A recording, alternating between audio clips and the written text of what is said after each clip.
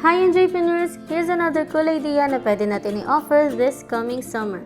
Tara, gawa tayo ng bingsu using inJoy milkshake. Here are the ingredients that you need. Stay tuned until the end of the video. Papakita namin sa inyo ang costing for this recipe idea. Start by mixing ube milkshake with water.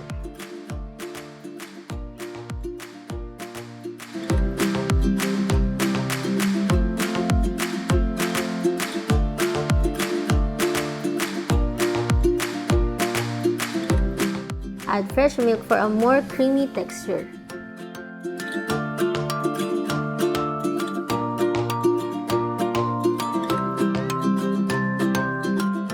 Freeze overnight.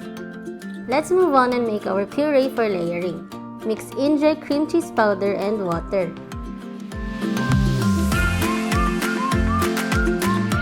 Add 3 tablespoons of ube halaya.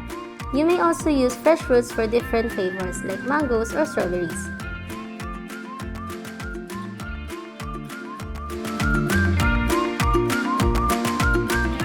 Let's make our shaved ice. Break the frozen mixture into cubes and put into the ice crusher.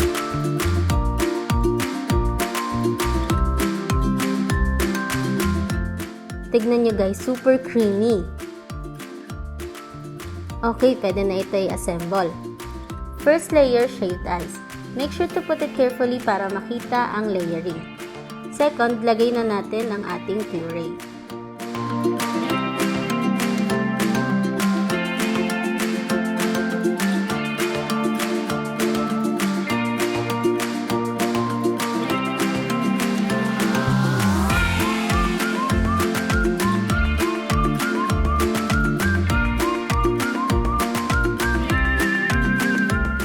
Finish off yung layering by adding inJoy fan frap on top and other ingredients para sa flavor. Guys, you can make different flavors using inJoy milkshake powders. Like we said earlier, pwede ding mango or strawberry.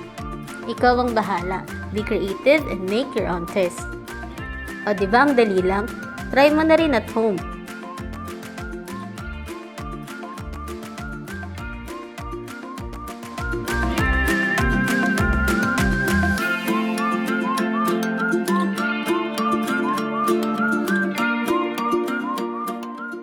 As promised, here is the costing. Make sure to take a screenshot for future reference. Save this recipe, inJoypreneur. Thanks for watching. Bye!